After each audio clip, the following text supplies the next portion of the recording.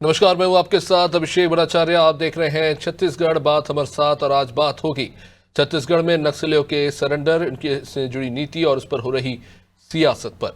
छत्तीसगढ़ में नक्सलियों की सरेंडर नीति पर लंबे समय से बहस तो चल ही रही है। सरकार ने साल 2024 के मई महीने में इस नीति का मसौदा तैयार किया था और इसके बाद छत्तीसगढ़ मंत्रिमंडल ने नई नीति का अनुमोदन कर दिया। अब इस नई नीति के तहत लगातार नक्सलियों का सरेंडर तो हो ही रहा है, उधर सरकार की एग्रेसिव पॉलिसी के चलते हिंसा के रास्ते पर चलने वाले नक्सलियों के खिलाफ भी अभियान चलाया जा रहा है। इससे पिछले 3 महीने के भीतर ही अगर देखें तो 150 से ज्यादा नक्सलियों का सफाया हुआ है। सरकार का कहना है कि उसके 2 तरफा अभियान के कारण नक्सल प्रभावित क्षेत्रों में अब शांति की स्थापना हो रही है और विकास के काम भी हो रहे हैं। उप मुख्यमंत्री विजय शर्मा ने यह दावा किया कि तेलंगाना से पामेड़ जाने वाले अब सीधे बीजापुर से पामेड़ जा सकते हैं, क्योंकि रास्ते में कोई नक्सली खतरा नहीं है। शर्मा ने यह भी कहा कि 25 सालों से बंद गरपा का साप्ताहिक बाजार शुरू हो चुका है। उधर कोडापल्ली में संचार सेवाएं भी शुरू हुई हैं। 570 मोबाइल टावर लगाए गए। भाजपा सरकार के दावे के विपरीत कांग्रेस ने नक्सली नीति पर सवाल उठाए और कहा है कि सबसे ज्यादा जरूरी दिल जीतना है। कांग्रेस ने नक्सली क्षेत्र में शिक्षा, स्वास्थ्य, रोजगार, परिवहन और संचार जैसे तमाम महत्वपूर्ण जो मुद्दे हैं उन्हें उठाए। इन सबसे हटकर बुनियादी सवाल ये भी है कि यदि आत्मसमर्पण पर सरकार नक्सलियों को सुविधा दे रही है तो हथियार उठाने वाले नक्सलियों के खिलाफ एग्रेसिव नीति में बुराई आखिर क्या है, और कांग्रेस ने सरकार में रहते हुए नक्सलियों की समस्या के समाधान के लिए किस अप्रोच से काम किया। चर्चा करेंगे इन तमाम मुद्दों पर। उससे पहले बयानों पर एक नजर। साथ ही साथ आपको यह भी बताना चाहता हूं कि नई जो नीति, सरेंडर नीति थी, उसका भी अनुमोदन मंत्रिमंडल से हो चुका है और उस अनुमोदन के उपरांत ऐसे लोग, एक समिति जो जिले स्तर पर बनी है, वो जिले स्तर की समिति इस बात का निर्धारण करेगी कि ये जो नक्सली कह करके आ रहे हैं, सरेंडर कर रहे हैं, ये वस्तुतः वही है कि नहीं है, इसका निर्धारण करने के लिए, इसका चेक करने के लिए एक समिति का गठन प्रत्येक जिले में है। अब जब वो ऐसा करेंगे तो जब ये निर्धारित हो जाएगा कि ये व्यक्ति नक्सल ही है और आकर के आज सरेंडर कर रहा है, तो 3 वर्षों तक उसके रहने की व्यवस्था फ्री होगी, भोजन की व्यवस्था फ्री होगी, प्रत्येक माह 10,000 रुपया उसको दिया जाएगा, उसका स्किल डेवलपमेंट किया जाएगा, उसके लिए जमीन दी जाएगी, उसको प्रधानमंत्री आवास दिया जाएगा, उसके ऊपर की गई इनाम की राशि उसको दी जाएगी, वो जो हथियार लेकर आएगा वो राशि भी उसको मिलेगी। अगर बल्क में सरेंडर करते हैं तो इनाम की राशि डबल हो जाएगी। देखिए, कल नक्सल मुठभेड़ हुआ है, उसमें से एक जवान शहीद हुए, निश्चित रूप से उन्हें श्रद्धांजलि और फोर्स के जवानों को बहुत बहुत बधाई और शुभकामनाएं।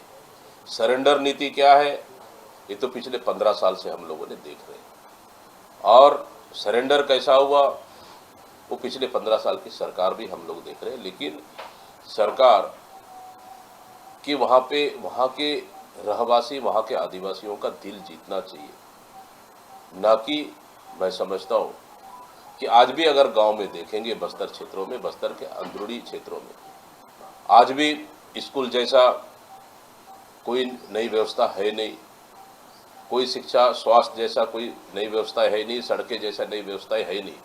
जो हमारी सरकार में स्वास्थ्य, शिक्षा और सड़कें जो बनी थी, उससे एक कदम भी इस सरकार ने आगे नहीं बढ़ाया। मैं समझता हूँ कि नक्सलवाद को अगर समाप्ति करना है तो वहाँ के लोगों का दिल जीतना, वहाँ के लोगों को, वहाँ के गाँव का विकास करना ही बहुत। चलिए, नक्सली अभियान के खिलाफ एक बड़ी सफलता एक दिन पहले ही सुरक्षा बल के जवानों को मिली है। वहीं हमारा एक जवान भी इसमें शहीद हुए हैं जिन्हें श्रद्धांजलि अर्पित की गई। लेकिन इन तमाम सवालों के बीच में कई और भी सवाल हैं जिनके जवाब लेंगे। आलोक सोनी भाजपा से हमारे साथ जुड़ गए हैं, अभिमन्यु मिश्रा कांग्रेस से और वरिष्ठ पत्रकार गंगेश द्विवेदी हमारे साथ जुड़ चुके हैं। आप सभी का बहुत बहुत स्वागत। सबसे पहले आलोक जी, एक बड़ी सफलता सुरक्षा बलों को मिली है और बीजापुर में कह सकते हैं कि एक बड़ा कदम जो आपकी सरकार के द्वारा तय किया गया है कि 31 मार्च 2026 तक पूरी तरह से छत्तीसगढ़ को नक्सल मुक्त कर दिया जाएगा, तो एक बड़ी सफलता जरूर है। राज्य सरकार इसे जिस तरह से भी देखती हो, लेकिन कई सारे सवाल भी विपक्ष के हैं इस पर, और खास तौर से जो आत्मसमर्पण नीति है उसको लेकर विपक्ष हमलावर है। क्या कहेंगे इस पर?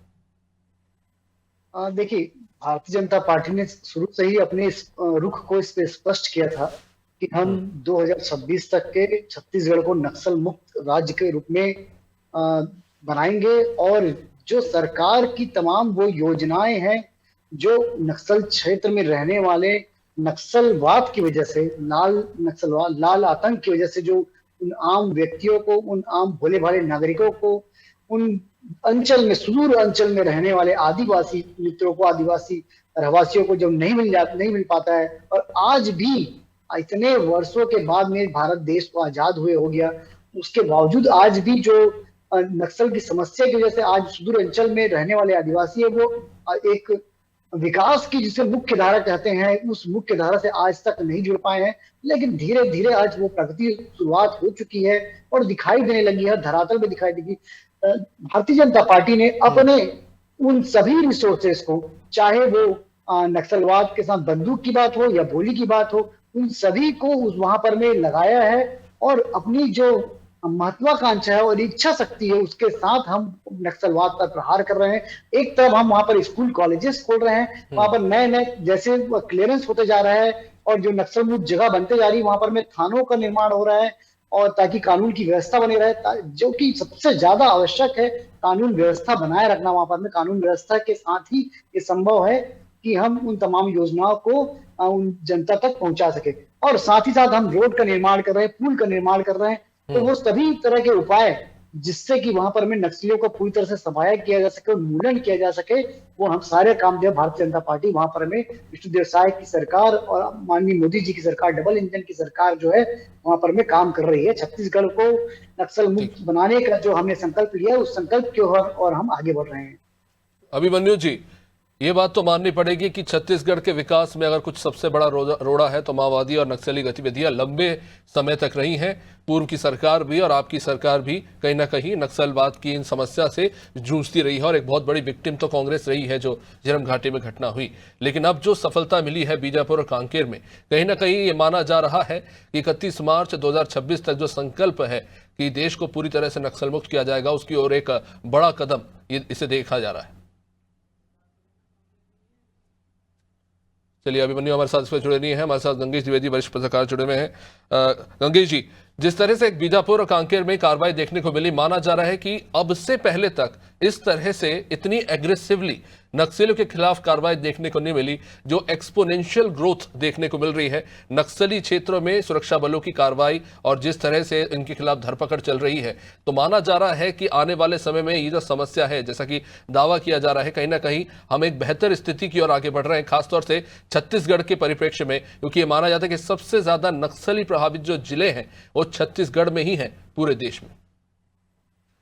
निश्चित तौर पर देखिए, यहाँ पर जो जिस तरह कल उनका बयान भी आया केंद्रीय गृह मंत्री अमित शाह जी का, उन्होंने मार्च 2026 तक पूरे नक्सलिज्म को खत्म करने की बात कही। उसके साथ में बात कहा था कि इसके पहले जो बाकी राज्य थे छत्तीसगढ़ के अलावा, वहां पे पिछले 5 साल में जबरदस्त कार्रवाई हुई और नक्सली तेजी से सिमटते चले गए। केवल छत्तीसगढ़ बचा हुआ था, और यही वजह है कि चारों तरफ से छत्तीसगढ़ में घेर कर कार्रवाई कर रही है पुलिस, मतलब जो गवर्नमेंट भी उसमें साथ है, केंद्र सरकार भी चारों तरफ से, उड़ीसा की पुलिस, वहां से सीआरपीएफ और स्थानीय बल है वो, आंध्र प्रदेश हमारा बॉर्डर है, आंध्र प्रदेश से, महाराष्ट्र साइड से, चारों तरफ से जब घिर के नक्सलियों के खिलाफ कार्रवाई शुरू हो गई है, तो इसका परिणाम यही कि अब उनके पास या तो खत्म होने का या सरेंडर करने का दो ही रास्ता उनके पास बचा हुआ है।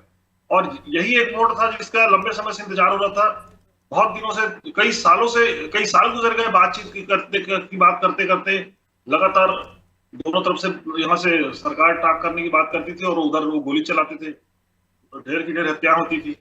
इस बार जो पॉलिसी गवर्नमेंट ने अपनाई है, ये एकदम स्ट्रिक्टली बोल दिया है, अगर आप या तो सरेंडर कर दो, नहीं तो फिर आपको खत्म कर दिया जाएगा। ये पॉलिसी निश्चित तौर पर, मतलब ये जो डबल पॉलिसी अपने सरकार ने की, मुझे लगता है बहुत इफेक्टिव रही है। तो काफी संख्या में लोग सरेंडर भी किए हैं, ऐसा नहीं कि खाली फ्रंट टू फ्रंट लड़ाई हुई है।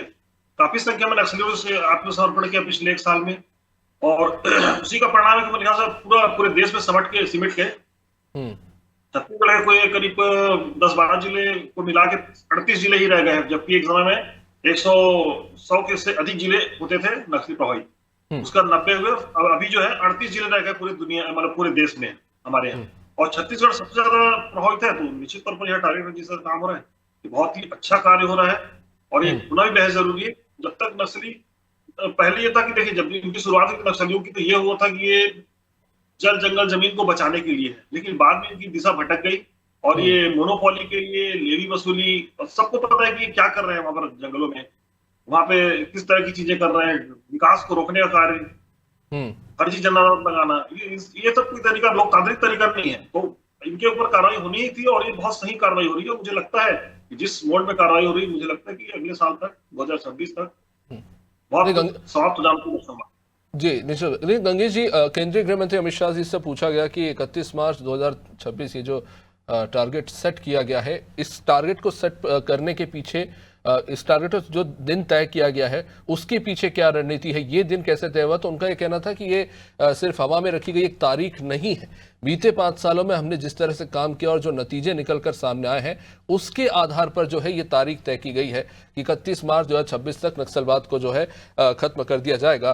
तो अगर बीते 5 सालों के कार्य को उठा के देखें, चाहे केंद्र हो या छत्तीसगढ़ राज्य में हो, तो क्या लगता है कि उस तरह से काम देखने को मिला? क्योंकि नक्सलवाद सिर्फ हथियारों से नियंत्रित नहीं किया जा सकता, क्योंकि सबसे बड़ी समस्या यही है कि इन क्षेत्रों में विकास नहीं है, लोगों को बरगलाया जाता है, वो डर और दहशत में जीते हैं, तो उन्हें विश्वास में लेना बहुत जरूरी है। जो बात खैर दीपक बैज भी कह रहे हैं कि दिल जीतना भी बहुत जरूरी है। हथियारों से उन नक्सलियों के ऊपर आप नियंत्रण पा लेंगे, लेकिन बहुत से ऐसे लोग हैं जो पिछड़ गए हैं, जिन्हें साथ लाना भी बहुत जरूरी है। निश्चित तौर पर देखिए, ये अभी जो पॉलिसी अपनाई सरकार ने, उसमें जनता के बीच ये जो मैसेज गया है कि विकास का रास्ता ही आपको उन्नति की तरफ ले जाता है, तो उसका फायदा ये हुआ है कि अब लोगों ने नक्सलियों को अपने बच्चे, वो तो भर्ती करते कहां से करते थे, जंगली क्षेत्रों से, जंगल से बच्चे उठाते थे। अब लोगों ने बच्चे देने बंद कर दिए, विरोध करना शुरू किया। तो जब उनको मिलने, जब फ्रंट आर्मी उनको नहीं मिल रही है, लोग नहीं मिल रहे हैं ट्रेन करने के लिए, तो ये भरोसा कायम हुआ है सरकार की तरफ। दूसरा, सरकार ने बहुत सुदूर क्षेत्रों तक अब सड़कों का विकास किया है। जैसे मैं बता रहा हूँ, दंतेवाड़ा, बीजापुर ऐसे क्षेत्र थे एक जमाने में जहां उधर जाने से सामान्य व्यक्ति डरता था। आज नेशनल हाईवे पूरा वहां तक बन चुका है, बीजापुर वाईफाई सिटी बन चुका है। जिस तरह से डेवलपमेंट वहां पे बढ़ा, दंतेवाड़ा में देखिए पूरा एजुकेशन सिटी बन गई है। अभी गृह मंत्री है, उनका काम है जो अभी छत्तीसगढ़ के फाइनेंस मिनिस्टर है, उन्होंने वहां पे दंतेवाड़ा में जो कलेक्टर थे, तो वहां एक उन्होंने बहुत अच्छा काम किया, उसकी तारीफ होनी चाहिए। और वही एक जो एजुकेशन का जो मतलब कहने आदिवासी लोगों को जो एजुकेशन आया, एजुकेशन की जो लहर आई, उससे लोगों को समझ में आया कि हथियार उठाने का रास्ता या सरकार से लड़के चलने का रास्ता गलत है, विकास का रास्ता ही सही रास्ता है। नहीं, लेकिन गंगेश जी, सवाल यही है कि नक्सलियों के खिलाफ तो बड़ा अभियान चला है, लेकिन इन क्षेत्रों में विकास कितना हुआ, यही अपने आप में सवाल है। चलिए, अभिमन्यु जी भी हमारे साथ जुड़ चुके हैं। अभिमन्यु जी, बीजापुर में और कांकेर में जिस तरह से एक दिन पहले हमने देखा नक्सली अभियान चला गया, कहीं ना कहीं माना जा रहा है कि नक्सलियों की कमर तोड़ दी गई है। राजनीतिक, चाहे केंद्र हो चाहे राज्य सरकार हो, उनकी इच्छा शक्ति का नतीजा है कि आज नक्सली इस कदर टूटते हुए नजर आ रहे हैं। कांग्रेस का क्या पक्ष है? अभिषेक जी आपको नमस्कार, अलग जी को हमारे साथ जुड़े उनको नमस्कार, गंगेश जी को नमस्कार, और देश से जुड़ने के लिए माफी भी चाहूंगा। सबसे पहले तो जो मुठभेड़ में हमारे जवानों ने जो नक्सलियों को मार गिराया, उन्हें मैं बहुत बहुत बधाई देना चाहता हूं आपके माध्यम से। और साथ ही ये भी कहना चाहता हूं, सरकार को भी साथ में विश्वास दिलाना हम चाहते हैं कि जब नक्सल उन्मूलन की बात आएगी और नक्सलियों की लड़ाई की बात आएगी, हम पहले भी आपके साथ खड़े दिखे हैं और आगे भी आपके साथ खड़े दिखेंगे। चाहे 2010 की बात हो, सलवा जुडूम की बात हो, हमारे तत्कालीन नेता प्रतिपक्ष जो थे महेंद्र कर्मा जी, वो रमन सिंह जी के साथ में गाड़ी में बैठ करके एक गाड़ी में वो दोनों गए और उस कार्यक्रम का उन्होंने शुरुआत की। उसके अलावा देखा जाए तो जब 2018 में हम सरकार में आए थे, तो उस समय परिस्थिति ऐसी थी अभिषेक जी की लगभग साल में 500-600 घटनाएं नक्सलियों द्वारा वारदातों को अंजाम दिया जाता था। तो उसमें हम नीति में हमने बदलाव ये किया है कि नक्सलियों को मान में घुसकर मारने का काम शुरू किया। जो पहले फोर्सेस सिर्फ अपनी सुरक्षा में लगे रहते थे, उनको सीधे नक्सलियों के मान में घुसने के ऑर्डर दिए गए, नक्सलियों को मान में घुस के मारा गया। उससे हमें सफलता ये मिली कि पहले ही साल में वो जो आंकड़े थे वो आधे हुए, और 2022 पहुंचे तक के 2022 साल भर में 100 आंकड़े भी नहीं पहुंच पाया जो नक्सली द्वारा वारदात की जाती थी। 2022 में केंद्रीय गृह मंत्री अमित शाह जी आए थे, उन्होंने भी हमारी सरकार की तारीफ की। उन्होंने कहा भी था कि 80% जो है छत्तीसगढ़ में नक्सलवाद खत्म हो चुका है, और इसमें हम हमेशा से भारतीय जनता पार्टी के साथ खड़े रहे हैं। लेकिन जो चिंता और हमारे नेता प्रतिपक्ष जता रहे थे, जिसको लेकर के काफी भ्रांतियां फैली हुई है मीडिया में, वो मैं भी वो भी क्लियर कर देना चाहूंगा कि वो जो बात कर रहे थे, जो रेड कार्पेट बिछाने की, जो उद्योगपतियों की बात कर रहे थे, वो जो विष्णु देसाई जी अभी बस्तर का खाका लेके दिल्ली गए थे, और जो लोहांडीगुड़ा में पहले भी जो आदिवासियों ने भुगता है वहां इंडस्ट्रियलाइजेशन की वजह से, और जो जाने गई आखिरकार हुआ क्या, वहां की जमीनें वापस करनी पड़ी, और जो उपजाऊ जमीन को रमन सिंह जी ने उद्योगपतियों को दान करने का काम किया था, वो सारी जमीनें जो है भूपेश बघेल जी ने वापस करी। तो ये सारी चीज जो गंगेश जी भी कह रहे थे, मैं सुन भी रहा था कि लोगों को मुख्य धारा में जोड़ने के साथ साथ उनका विश्वास जीतना, हमारे जो प्रदेश अध्यक्ष दीपक बैग जी भी यही कह रहे थे, लोगों का दिल जीतना बहुत जरूरी है। लेकिन ये संभव कैसे होगा? जी, क्योंकि आज केंद्रीय गृह मंत्री अमित शाह जब राज्यसभा में बात कर रहे थे तो वो भी इस बात का जिक्र कर रहे थे कि उन्होंने ये भी कहा कि अभियान चलाया गया था, लेकिन बीच में जब आपकी सरकार रही तो उतना जो अभियान था नक्सलियों के खिलाफ वो धीमा पड़ गया। और साथ ही साथ उन्होंने आंकड़े भी प्रस्तुत किए हैं कि कार्यकाल के दौरान 302 सुरक्षा कैंप खोले गए और 300% बजट बढ़ाया गया है नक्सली क्षेत्रों में लोगों को भी मुख्य धारा से जोड़ने के लिए, और अभी शायद 4000 मोबाइल टावर्स लगाने की बात हो रही है। तो जिस तरह से एग्रेसिवली जो है पहले काम हो रहा था आपकी सरकार में नहीं हुआ, और अब मौजूदा सरकार में उतनी ही तेजी से काम हो रहा है, क्या कहेंगे इस पे? जी अभिषेक जी, ऐसा बिल्कुल नहीं है, ये सारी सिर्फ राजनीतिक बातें हैं। इस प्रकार की बातें नक्सल समस्या को लेकर कम से कम नहीं होनी चाहिए। जो मैं बता रहा था, मैं इसमें और कंटिन्यू करता कि जो 350 स्कूल बंद कर दिए गए थे रमन सिंह जी के कार्यकाल में, वो हमने खोलने का काम किया। तो स्कूल शिक्षा सबसे बड़ा माध्यम है। उसके अलावा अगर आप कहेंगे तो लगभग पहले ही 3 साल में हमारे कार्यकाल में लगभग 1600-1700 नक्सलियों ने सरेंडर कर दिया था। सरेंडर नीति की अगर हम बात करें तो ये बहुत जरूरी है। वहां के लोगों की जब भागीदारी आप सुनिश्चित करेंगे विकास के साथ, आज अगर बस्तर में जाके आप विकास की बात करेंगे तो वहां के लोग समझते हैं कि हमें विस्थापित कर दिया जाएगा, हमें पलायन करना पड़ेगा। तो ये इसलिए विश्वास जीतना जरूरी है। पिछली बार भी क्या हुआ, 12 साल तक लोहांडीगुड़ा का संघर्ष चला, आखिर में ना फैक्ट्री खुल पाई, जमीनें वापस नहीं मिल पा रही थी। तो वनाधिकार पट्टे हमने लगभग 5000 वनाधिकार पट्टे बांटे अपने कार्यकाल के दौरान। तो ये क्यों हुआ कि लोगों का विश्वास कहीं ना कहीं सरकार में बढ़ा है हमारे कार्यकाल के दौरान। और पहले जो हट रहा था, हमारी खुशी है कि विष्णु देसाई जी की सरकार जो है इसमें आगे काम कर रही है। केंद्रीय गृह मंत्री जी भी ध्यान दे रहे हैं। देखिए, नक्सलवाद एक विचारधारा है, और विचारधारा को खत्म करने के लिए सिर्फ आप ये नहीं कह सकते कि 1000 नक्सली बचे हैं, 1000 को और मार देंगे नक्सलवाद खत्म हो जाएगा। विचारधारा को एक क्रमबद्ध तरीके से विचारधारा से ही खत्म किया जा सकता है। पहले भी कहा गया है कि नक्सलियों को कहा गया है कि आप अपनी विचारधारा, अपनी मांगों के लेकर आइए, आप चुनाव लड़िए, आप लोकतांत्रिक प्रक्रिया में शामिल होकर अपनी मांगों को मांगिए। ये खून खराबा और इस प्रकार की चीजों से हट करके बात कीजिए। तो ये जो जब भी बातें होंगी और सरकार इस प्रकार की बात करेगी तो हम साथ रहेंगे, लेकिन लोगों के हितों की बात भी उठाना जरूरी है।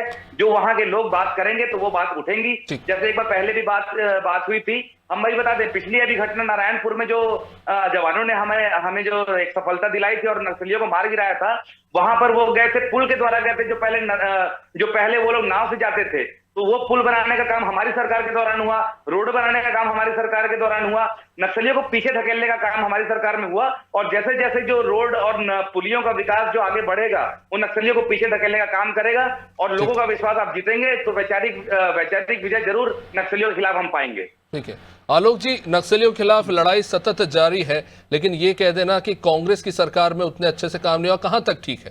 क्योंकि देखिए 14 में केंद्र में आपकी सरकार आई, 18 तक तो केंद्र और राज्य दोनों में आपकी सरकार थी। तो अगर सवाल बघेल सरकार पर उठ रहा है तो क्या फिर रमन सरकार पर नहीं उठना चाहिए? देखिए, जो आपने प्रश्न किया, पहले मैं उस प्रश्न पर ही आता हूँ। आज यदि बस्तर में किसी भी इंफ्रास्ट्रक्चर की यदि आप बात करेंगे, सड़क की बात करेंगे, पुल की बात करेंगे, जो हमारे आदरणीय प्रवक्ता जी जो बता रहे थे, 5 वर्षों के कार्यकाल में कांग्रेस के एक भी नए सड़क का निर्माण नहीं हुआ, एक भी नए पुल का निर्माण हुआ। पूरी तरह से कोई बात कागज दिखा दूंगा मैं आपको, हवा में बात कर रहे हैं। केवल भ्रष्टाचार का अड्डा बना के रखा उन्होंने अपने शासन काल में 5 वर्षों के। पहली बात, स्कूल हमने खोले, आप लोगों ने स्कूल बंद करवा दिए थे। बस्तर की नहीं, मैं तो बोलूंगा पूरे छत्तीसगढ़ में कोई बता दे कि एक रोड का निर्माण कांग्रेस के शासन में हुआ है और ये नया रोड बना है। अरे नए रोड तो दूर की बात है, पुराने सड़कों को भी यदि सुधारा गया हो ये भी बता दें तो मैं इस बात को मान लूंगा। आलोक जी, सड़कों की हालत राज्यसभा में ही भाषण देते हुए गृहमंत्री जी ने ये भी कहा, आरोप प्रत्यारोप करने में आज यहाँ पे नहीं हूँ। आरोप लगाने के लिए बहुत आरोप मेरे पास भी है, लेकिन कुछ प्रोडक्टिव बात होनी चाहिए। नक्सलियों की बात है यहाँ आरोप प्रत्यारोप ना करें। इंफ्रास्ट्रक्चर डॉक्टर रमन सिंह की सरकार ने डॉक्टर रमन सिंह की सरकार में जो इंफ्रास्ट्रक्चर बने थे, उसी इंफ्रास्ट्रक्चर को आज हमारी सेना के जवान इस्तेमाल कर रहे हैं, इम्प्लीमेंट कर रहे हैं, उसे आगे बढ़ा रहे हैं, उसे आगे बढ़ा रहे हैं। और 5 वर्षों में जो सेटबैक लगा था हमारा, उस सेटबैक को हम अब आगे की तरफ लेकर के जा रहे हैं और नए इंफ्रास्ट्रक्चर का निर्माण कर रहे हैं। लगातार सेना की निगरानी में वहां पर सड़कों का निर्माण हो रहा है, सीआरपीएफ के जवानों की निगरानी में पुल का निर्माण हो रहा है और इन्हीं सड़कों और पुल का इस्तेमाल करके आज हमारे जवानों को जो है सफलता मिल रही है और नए से नए जो सीआरपीएफ के कैंप खोले जा रहे हैं और जगह को क्लियर किया जा रहा है। लेकिन आलोक जी, बड़ा दिलचस्प है, आज केंद्रीय गृह मंत्री ने ये बात भी कही कि नक्सलियों को लेकर मामला राजनीतिक नहीं है। एक बहुत बड़ा बयान है जो कहीं ना कहीं ये कहता है। और जिस बात का जिक्र अभिमन्यु जी कर रहे थे कि स्टेट कोऑर्डिनेशन कमेटी की मीटिंग में जब बघेल सरकार थी तब उन्होंने एक बात कही थी कि राज्यों ने मिलकर बेहतर काम किया है जिसके चलते सफलता मिली है। खैर, अभिमन्यु जी कुछ कह रहे थे। जी, मैं यही कह रहा था अभिषेक जी कि इसमें इस प्रकार से राजनीतिक आरोप प्रत्यारोप करना नहीं चाहिए। मैं भी खुद नहीं करना चाहता था, लेकिन क्योंकि अगर ये बता रहे थे तो मैंने सबसे पहले बताया कि 600 जो घटनाएं होती थी, हमने 5 साल में घटनाएं साल की 100 से भी कम कर दी। 350 स्कूल खोले।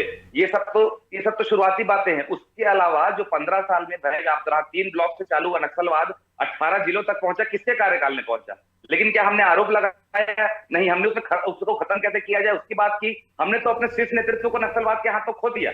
आप देखेंगे सलवा जुडूम का जो इम्प्लीमेंटेशन था, इस प्रकार से महेंद्र कर्मा जी ने किया कि उससे जाति दुश्मनी हो गई थी नक्सलियों की। उनको तो घेर के मारा गया, उनको बुला के अलग से पूछा गया था कि पर अभिमन्यु जी, मेरा एक सवाल है, क्योंकि आज जब इस पर बात हो रही है कहीं से कहीं तक सही नहीं है, तो राज्य की जो सरेंडर नीति है उस पर विपक्ष का सवाल उठाना कहां तक जायज है? क्योंकि मैं आपको अगर बताऊं तो ये जो नक्सली मुठभेड़ हुई उससे ठीक 3 दिन पहले इसी बीजापुर में 19 हार्डकोर नक्सलियों ने आत्मसमर्पण किया है सुरक्षा बलों के सामने। और ये वही बीजापुर है जहां कुछ दिनों पहले एक आईडी ब्लास्ट हुआ था जिसमें सुरक्षा बलों के जवान की पूरी वाहन को आईडी ब्लास्ट में उड़ा दिया गया था। तो यहां पर दोनों तरफ से काम हो रहा है। कहीं ना कहीं जो नक्सली साधारण जीवन में जुड़ना चाहते हैं वो सरकार की जो नक्सल उन्मूलन नीति है उसके साथ जुड़ रहे हैं। आप इसे इनकार नहीं कर सकते। जी बिल्कुल, मैंने अभी थोड़ी देर पहले आपको क्या बताया कि हमारे समय भी जो सरेंडर नीति हम चला रहे थे, पहले ही 3 साल में हमें सफलता मिली। लगभग 1650-1700 नक्सली सरेंडर करके मुख्य धारा से जुड़े थे। तो सरेंडर नीति में काम करने की बहुत जरूरत है और सरेंडर नीति में काम करूंगा जब आप विश्वास जीतेंगे। वही हम बात कर रहे हैं कि जब काम करेंगे उनको मुख्य धारा से जोड़ेंगे। देखिए क्या है, 1 वर्षों में जो काम हुआ है आप जनता से नहीं, लेकिन देखिए आलोक जी, अभिमन्यु जी ये बात मान रहे हैं कि आपकी सरकार में ही सही सरेंडर नीति में भी अच्छा काम हुआ है, तो बीजेपी को क्या गुरेज है ये मानने में कि बघेल सरकार में भी नक्सलियों पर नकेल कसने की कोशिश हुई थी? देखिए सर, जब कोशिश होती है तो क्योंकि जाहिर है किसी भी सरकार को नक्सलियों से फायदा नहीं। इनको ऊपर से आदेश नहीं, एक वर्षों में झूठ बोले, इनको आदेश एक वर्षों में जो काम हो रहा है वो सबको नजर आ रहा है, चाहे वो जवाब गंगेश जी से जवाब ले लेते हैं। गंगेश जी, आज राज्यसभा में जब मैं अमित शाह जी को सुन रहा था, उन्होंने कहा कि 10 सालों में, मतलब 14 से पहले के 10 सालों में 66 थाने थे नक्सल क्षेत्रों में, आज 612 है। पहले 126 नक्सली ऐसे जिले थे प्रभावित, वो अब 12 पर आ गए हैं। 302 सुरक्षा कैंप है जिनकी पहले बहुत ही दयनीय हालत थी। नक्सल एरिया में अब मोबाइल टावर की जो सुविधाएं ये पहुंचाई जा रही है। तो कहीं ना कहीं सिर्फ नक्सलियों पर कार्रवाई नहीं हो रही, लेकिन वहां नक्सल क्षेत्रों में जो आम जनता रह रही है उनको भी मद्देनजर रख के विकास के कार्य किए जा रहे हैं। कितना सहमत है आप इससे? देखिए, अभी मैं एक चीज कहना चाहूंगा, अभी दोनों प्रवक्ताओं का बहस सुना था मैं। छत्तीसगढ़ में अगर जनता के बीच आज एक विश्वास का माहौल जो पैदा हुआ है वो एक साल में पैदा नहीं हुआ। ये पिछले आजादी के बाद से, मतलब नए राज्य बनने के बाद से लेके अब 22-23 साल में जो सेना के जवान वहां पर लगकर काम करते रहे। सरकार ने, चाहे वो कांग्रेस सरकार रही थी, भाजपा की सरकार 15 साल की थी, रमन सिंह की सरकार, उस समय मैं बता रहा हूँ बहुत बढ़िया काम हो रहा था। लेकिन वो समय में ऐसा था कि उस समय नक्सलियों ने एक्सपांशन किया था। हमारे प्रदेश में बस्तर से निकल कर 17 जिलों में नक्सली पहुंच गए थे। उस दौरान भी लगातार मुठभेड़ हुई। केंद्र सरकार इनकी 2014 में सरकार बन चुकी थी, उसके बावजूद राजनाथ सिंह जी को हम लोगों ने फेस किया। उसमें कई बार ऐसी बड़ी बड़ी घटनाएं हुई जिसमें आके खेत जताने के अलावा कोई चारा नहीं करता था। तो जो धीरे धीरे विश्वास पैदा हुआ जनता के बीच, सही बात यह है कि जनता ने जब ये विश्वास किया उस क्षेत्र की कि विकास के रास्ते से चल के ही हमारी तरक्की हो सकती है। नक्सलियों के जल्दी से इस पे नहीं जवाब आना चाहूंगा। गंगेश जी, जो अभिमन्यु जी ने बात की कि देखिए लड़ाई विचारधारा की लड़ाई है, लोग को तो मार देंगे, वो जो सोच है उसको खत्म करना जरूरी है, तो वहां पर एक बड़ी चुनौती है कहीं ना कहीं राज्य सरकार के लिए। निश्चित तौर पर वही बोल रहा हूँ कि अभी जो विकास का जो दौर आ रहा है, सरेंडर हो रहा है, उसके पीछे वही विचारधारा को समझ रहे हैं लोग कि लोकतंत्र का रास्ता ही सही रास्ता है, माओवाद का रास्ता बिल्कुल भी सही रास्ता नहीं है। माओवाद क्या कहते हैं, बंदूक की नली से सत्ता का रास्ता निकलता है। इसको इस विचारधारा को खत्म करने की जरूरत है। भारत की विचारधारा हो ही नहीं सकती। हिंदुस्तान में लोकतांत्रिक तरीके से ही सरकार चल सकती है। हमारा संविधान है, हमारे संविधान के साथ व्यवस्था है, इसलिए लोगों ने विश्वास करना शुरू कर दिया। इसी का परिणाम है जब वहां पे तेजी से नक्सली घट रहे हैं, बंदूक के जरिए जो सोचते हैं कि सत्ता परिवर्तन कर लेंगे, उनका सफाया होता चला जा रहा है। तो जनता में जब विश्वास जाएगा तभी ऐसा हो रहा है। उम्मीद है आने वाले समय में और स्थिति बेहतर होती दिखाई दे। बहुत बहुत शुक्रिया आप सभी मेहमानों का इस चर्चा में जुड़ने के लिए। तो बीजापुर और कांकेर में अभी हाल ही में जो मुठभेड़ हुई उसके बाद कहीं ना कहीं कुछ सुखद संकेत भी देखने को मिल रहे हैं और ऐसी उम्मीद की जा रही है कि छत्तीसगढ़ में जो नक्सल प्रभावित क्षेत्रों की जो संख्या है वो इसी तेजी से घटती नजर आए, ताकि वहां के लोग भी आम जनजीवन से जुड़ सके और जो भी योजनाएं चलाई जा रही है उनके लिए उनका लाभ उन्हें मिल सके और विकास के पथ पर वो आगे बढ़ सके। इसी के साथ इस बुलेटिन में फिलहाल इतना ही। देखते रहिए आनंद टीवी। नमस्कार।